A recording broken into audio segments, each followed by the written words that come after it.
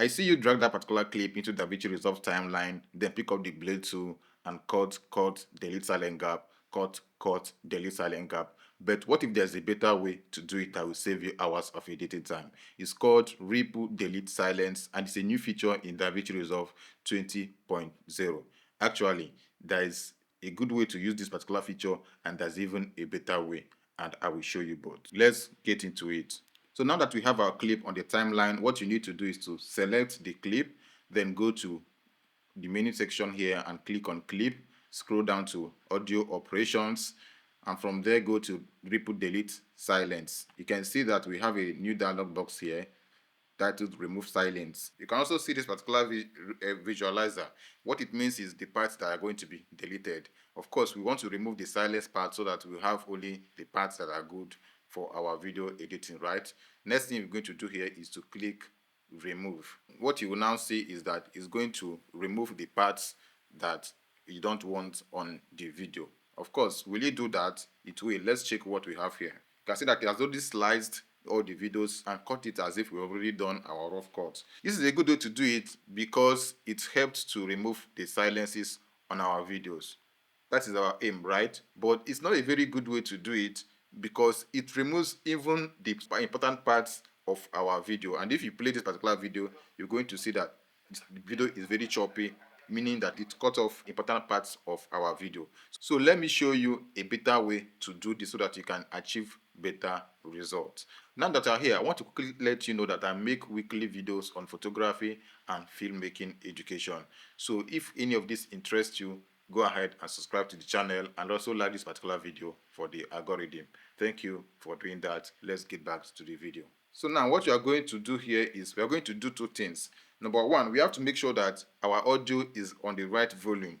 Then number two, we have to use the right parameters. We have to tell Resolve exactly what we want done. So let's do the first thing, which is making sure that our video is the right volume. If I play this particular video here right now, the video is silent. If you click on the mixer section here, bring out this mixer here, and then you play this particular video, the volume level is around minus 30 dB, and that is not what we want. First of all, we want our audience to hear what we're saying. Secondly, we want the video volume to be right so that DaVinci Resolve will be able to do a better job. So what I'm going to do here now is that I'm going to increase the volume of this particular video. Let me add something like 13.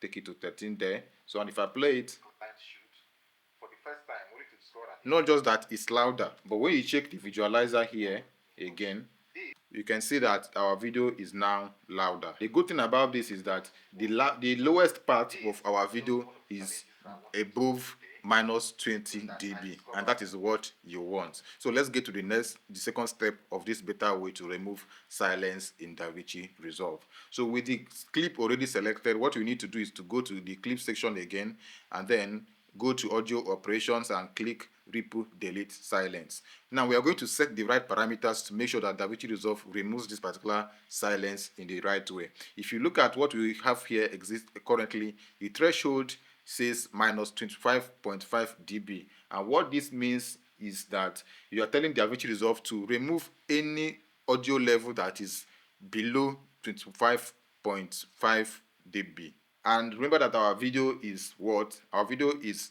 playing above 20 dB, so we are safe on this particular parameter. For this particular clip, I'm going to push this forward to 27 just to be on the safer side, and then this particular prehead also, I'm going to make adjustment on it because like I told you initially, if you check, you can see this particular visualizers here, which is showing us the part that DaVinci Resolve is going to cut.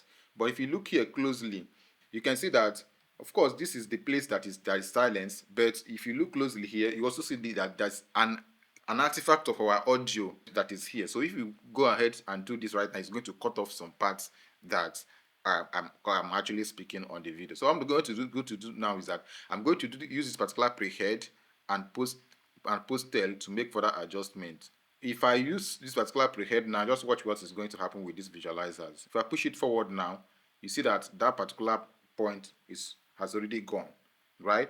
Now let me come back to this particular point again, this area which we were using initially.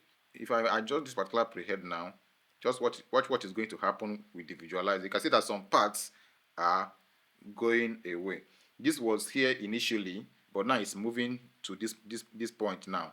Then if I use post tail, it's now pushing it the other way. The prehead controls the visualizer from the right side, and the post tail controls the visualizer from the left side of your screen. Okay, now I will still make further adjustments on this. The next thing here is our minimum to strip. You are telling this particular DaVinci Resolve that this is the minimum frames that it should remove for you. Now, if I increase this particular minimum to strip now,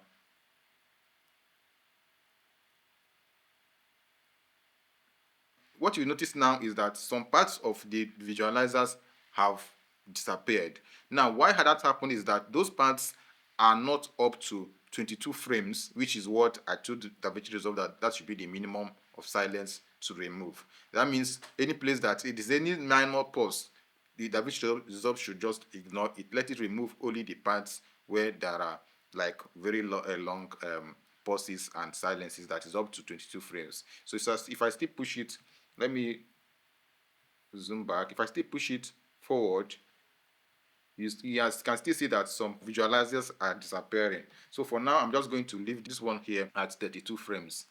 So, but one thing I'm just noticing here now is that this particular part here, I want to push this forward a little on this particular post tail, so that there'll be a bit of room between where the clip is being cut and then the next clip. So I think that's let me push this. Okay, I think that should work for that. So get your mind off of that. Good. Now the next thing we are going to do here now is that we're going to tell DaVinci Resolve to fade the audio so that the cuts won't be jumpy. We're going to tell it to fade the audio. So if you do that right now and click on remove, it's going to remove the silences on our audio. But the better aspect of this is that it did it the right way. Let us check. So let's play this audio together. So get your mind off of that. Now that silence you are hearing was the sound of my seat. The swivel seat I have made a particular sound, and DaVinci Resolve didn't remove it because that sound was loud enough to be above that 27.7 dB that we used as the parameter for the threshold.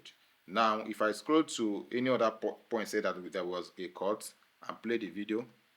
Shots of the clip. So check that the description. So check.